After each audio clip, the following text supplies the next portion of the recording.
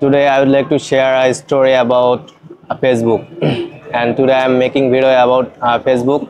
So Facebook is a well-known platform where people can stay in touch with each other, like family, like friends, and it was started 2004 by Mark Zuckerberg, and it has grown to become biggest platform in the whole world. For using Facebook, we have to buy internet, and first of all, for using Facebook, we should create an account. After that, we can see our friends and we can send message. We can send add friend.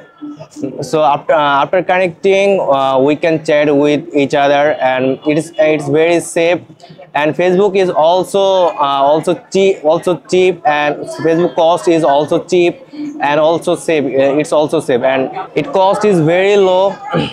And after that, after connecting to each other, we can share our video, we can share our photos. It doesn't matter where people live.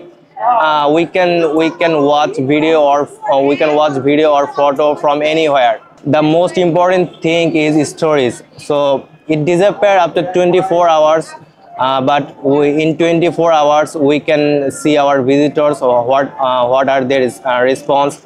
So Facebook has a lot of facilities. Also, it has a lot of it has a lot of facilities, like we can grow our business, like so for growing our business we have to pay on Facebook.